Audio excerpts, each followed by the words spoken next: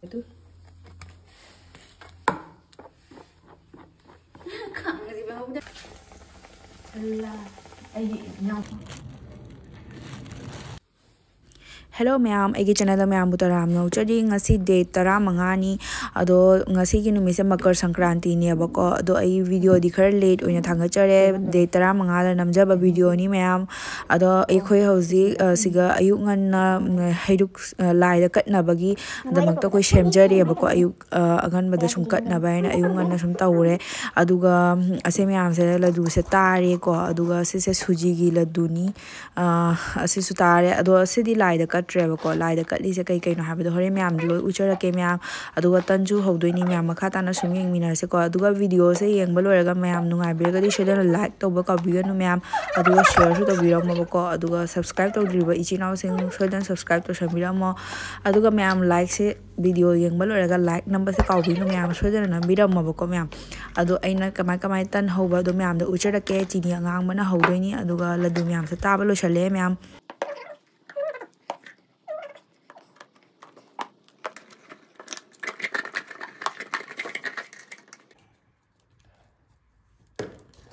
cái đó mùi tôi sao là sẽ có nó phải hàng đó là đang xài nè gặp cho là trong thời gian là con là khẩn là không được bani chào đuôi nha bà dám thùng mani ai vậy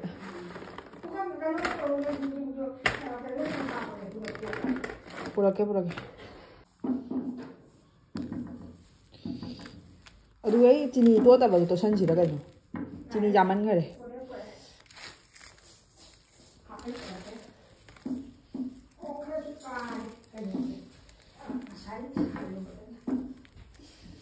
jam ka de da na puka dali bre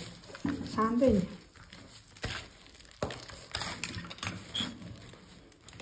anh ấy khai cái bạc chỉ là không đến lấy đi bố mình lấy cho cho nhà tôi lấy hồng kia rồi nó ban rồi chú anh ấy cho mấy anh chơi rồi nè rồi nhà nó giờ em một tuần thôi apa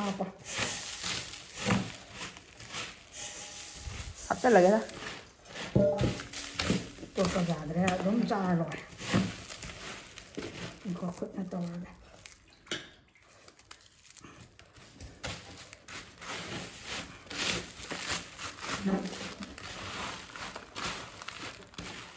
anh đi thuốc này nè phải nói tôi làm như vậy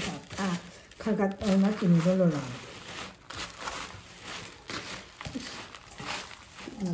nhưng mà cái này đừng học có dài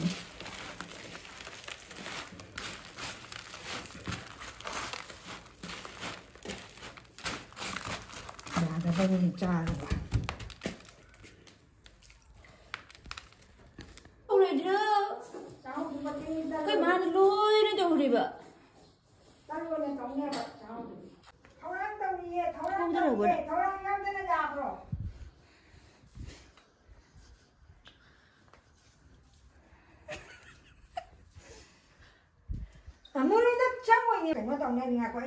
ada pugro saya tu ngatang tham ngai ka ko nai hai sema pada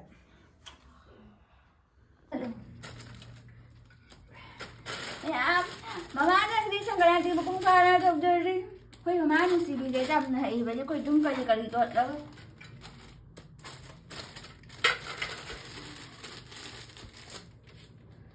na ba ki ka to ri dam ni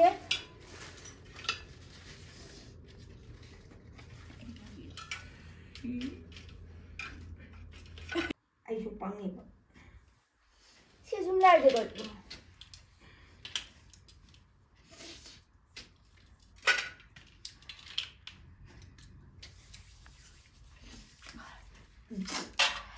tiền nhiều như thế này chỉ có anh đây thì nghe có nhưng mà phải nó là maroon nhỉ bà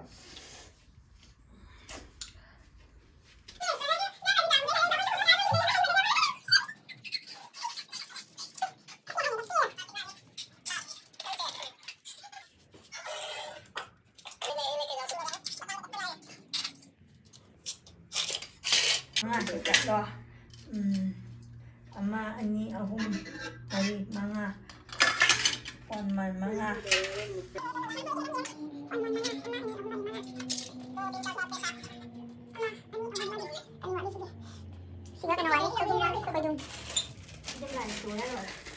จะป้ากี่ดีใจนะจ๊ะแต่โน่นนี่เดี๋ยวคุยที่มันมีอะไรนั่นตัวทำก็เราจะช่วยมันพอดมันง่ายช่วยใกล้ไปถ่ายNgamit mga paghalin niya sila kalle haylo lo duro sibong do su kalle ma de kalle lain thau kai kai lo kalle ri juk tha ge to ni ma'am ma'am चाहौ की तन होगे तो इनी अदो कमाइना हौनी हाबदई ma'am लो उचरके चाहौ से तिंगा थमे बको पुंग अहुमो गमाइना अदुगा pop तिंगा मतुंग चामधोगा तिंगा मतुंग इ हौजी इसिंग से खर हैरगा चीनी अंगांग से मही ओलहलगा को तोयहलगा अदुगा चीनी अंगांग बगी महीगा अदुगा हौजी की चाहौ चेंग सेगा मिक्स तोरगा ए तखाइ दोइने बको दो मैम मखा ताता नै मिनर से कमाइना इन तौबा हैबदो अदुगा मैम चाहौ चेंग लैट्रगा सु चुमनगी अखोई चेंग दोनसु तौबा यायबको चाहौ नत्रसु चेंगनसु यायबको अदो आई चेंगनसु हौना येंगे चेंगनसु सुम हावी अदो चाहौना मनम नुसिबा हेली हाबे वातनेबको चाबदा अदो चेंगनसु सुम याय चेंगदुसु सेम सुमाइना पोपथोहलगा ngahako पोपथोहला मतुंगदा सुमाइना चीनी अंगांगबसेगा मिक्स तोरगा इसिंग अमता हापतबिदको चीनी अंगांगबसे चामोस अनि सुमाइना खाबैसे कोटलगा ग्राइंडरदा तखायगा को नंगजलादि अकुम सेमो चीनी अंगांगबसे मु हापा तखाय दोइनेबको अदुमाइना तौरगा तखायगा ग्राइंडर तखायरा मतुंगदा अखोई आटा नत्रगा मोयदा जेसा मिक्स तौदोइनेबको तौर फजना मिक्स तौरा मतुंगदा हौदोइने म्याम तो यंगमिनारसे कमाय तौबदोइना नाम चेंग से सिगा हापचलनी चेंग से तक्को मतमदको चीनी अंगाम से हापचनदोइनेबा खरा अदो इसिंग हापतबिदनेको चीनी अंगांगबसे ओइना हापतोइनेबा अदो अखोई ग्राइंडर अपिकपदो जाद्रे टेकथोखरे अदुना अचौबसे तौ तारे यागदो यारोइदि खंगदे येंगे याब्रायना दो मैम चीनी अंगांगबदो अइना सौदोहरला थंबदो अदुदो इसिंगी महुता सिगा हापनिको चामच अनि मो हापगे दुगा से हान तखाय यौगे मैम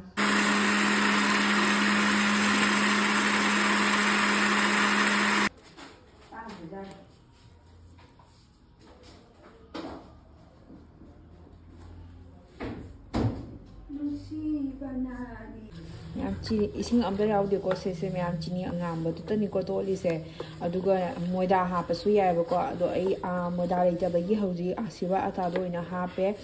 अदो आटा से दुम चांग अमदा खरा हापगेबको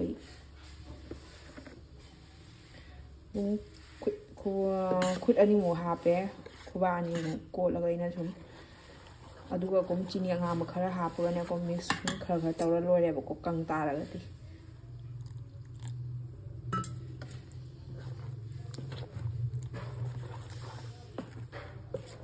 फजना से mix तौरनिको अदुगा थावदा हौदोइ ma'am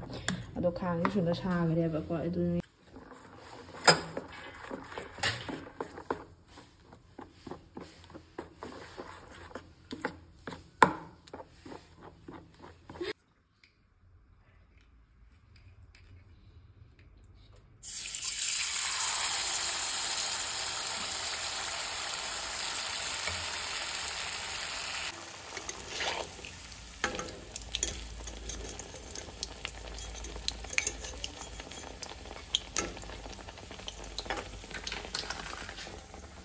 Allah, ayi nyam.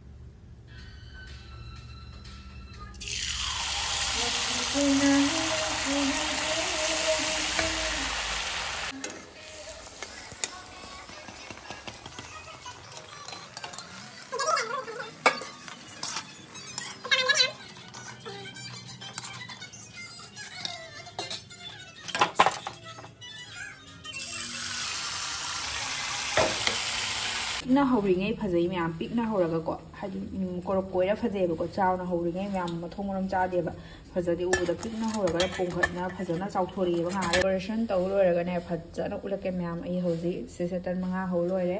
अदुगा अमा ककसो हौरिबा हुजि को अदे अमा खरि चागरे म्याम फजद्र यंगो म्याम अमा का हप्तारके तु फजद्रो हाउरनी ꯁꯦꯝꯃꯤ ꯑꯃ ꯁꯤꯅꯤ ꯃꯌꯥꯝ ꯍꯧ ꯂꯣꯏꯔꯦ ꯑꯇꯩꯁꯨ ꯋꯥꯠꯂꯤ ꯈꯔ ꯍꯧꯒꯗꯕꯗꯨ ꯃꯌꯥꯝ ꯑꯗꯣ ꯑꯃꯁꯤꯒ ꯍꯧꯔꯤ ꯁꯤ ꯂꯩꯔꯦ ꯃꯌꯥꯝ ꯑꯃꯈꯛꯀꯁꯨ ꯃꯨꯜꯂꯦ ꯀꯥꯔꯦ ꯁꯤ ꯂꯩꯔꯦ ꯍꯧꯒꯗ ꯃꯥꯟꯕ ꯌꯦꯡꯉꯨ ꯃꯌꯥꯝ ꯃꯌꯥꯝ ꯇꯨ ꯄꯨꯁꯀꯥ ꯃꯥꯟꯕ ꯌꯦꯡꯉꯨ ꯃꯌꯥꯝ ꯐꯖꯃꯟꯅ ꯀꯥꯞꯄꯛꯏꯅꯤ ꯄꯨꯁꯀꯥ ꯃꯌꯥꯝ ꯍꯧꯕ ꯂꯣꯏꯔꯦ ꯑꯊꯨꯝ ꯑꯍꯥꯎꯁꯤꯡꯁꯦ ꯑꯩꯈꯣꯏ ꯊꯣꯛꯅꯕꯁꯤꯡꯗ ꯈꯔ ꯌꯦꯜꯂꯨꯔꯅꯤ ꯏꯕꯣꯏꯗ ꯈꯔ ꯑꯗꯨꯒ ꯑꯩꯈꯣꯏ ꯏꯟꯗꯣꯆꯥ ꯑꯃ ꯂꯩ ꯑꯗꯨꯒ ꯃꯣꯏꯗꯁꯨ ꯈꯔ ꯄꯤꯔꯨꯔꯅꯤ ꯑꯗꯨꯒ ꯑꯩꯁꯨ ꯈꯔ ꯆꯥꯔꯦ ꯑꯗꯨꯒ ꯃꯌꯥꯝ ꯅꯨꯡꯊꯤꯟꯗ ꯄꯥꯔꯁꯦꯜ ꯑꯃ ꯂꯥꯛꯑꯦ ꯑꯗꯣ ꯀꯩꯅꯣ ꯍꯥꯏꯗꯣ ꯃꯌꯥꯝꯅ ꯌꯦꯡꯍꯜꯂꯛꯀꯦ ꯆꯞ ꯃꯥꯟꯅꯕ ꯑꯃꯗꯤ ꯑꯩꯈꯣꯏ ꯇꯨꯅ ꯂꯣꯏꯔꯦꯕꯀꯣ ꯑꯗꯣ ꯁꯦꯝꯃꯒ ꯑꯣꯔꯗꯔ ꯇꯧꯔꯤꯅꯤ ꯆꯞ ꯃꯥꯟꯅꯕ ꯑꯃꯈꯛꯀ ꯇꯨꯒꯦ ꯍꯥꯏꯅ ꯌꯦꯡꯍꯜꯂꯛꯀꯦ ꯃꯌꯥꯝꯗꯀꯣ ꯐꯤꯗꯣ ꯀꯃꯥꯏꯅ ꯇꯧꯒꯦ ꯍꯥꯏꯅ ꯑꯗꯣ ꯆꯞ ꯃꯥꯟꯅꯕ ꯄꯤꯔꯛꯄ꯭ꯔꯥ ꯌꯦꯡꯁꯤ ꯃꯌꯥꯝꯁꯨ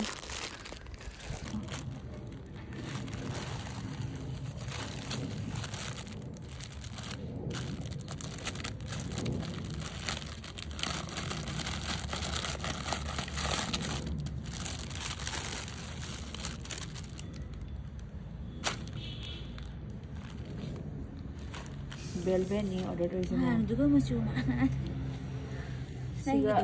sigana ngasa ngangi pose camera dana ko real dana ko gi sema chu se ne ko chu se smai ge wala ko mamju na na uni amu light uni uni ba 8 meter blouse to bagi video ꯁꯦ ꯉꯁꯤꯒꯤꯗꯤ ꯃꯇꯥꯡꯁꯤꯒ ꯂꯣꯏꯁꯤꯟꯖꯔꯒꯦ ꯃꯌꯥꯝ ꯑꯗꯨꯒ video ꯁꯦ ꯂꯣꯏꯕ ꯐꯥꯎ ꯌꯦꯡꯕꯤꯕꯩꯗꯃꯛ ꯃꯌꯥꯝꯕꯨ ꯊꯥꯒꯠꯄ ꯐꯣꯡꯗꯣꯛꯆꯔꯤ ꯑꯗꯣ ꯚꯤꯗꯤꯑꯣ ꯁꯦ ꯌꯦꯡꯕ ꯂꯣꯏꯔꯕ ꯃꯇꯨꯡꯗ ꯂꯥꯏꯛ ꯅꯝꯕ ꯀꯥꯎꯕꯤꯒꯅꯨꯀꯣ ꯃꯌꯥꯝ ꯑꯗꯣ ꯚꯤꯗꯤꯑꯣ ꯁꯦ ꯂꯣꯏꯁꯤꯟꯖꯔꯒꯦ ꯃꯌꯥꯝ ꯕꯥꯏ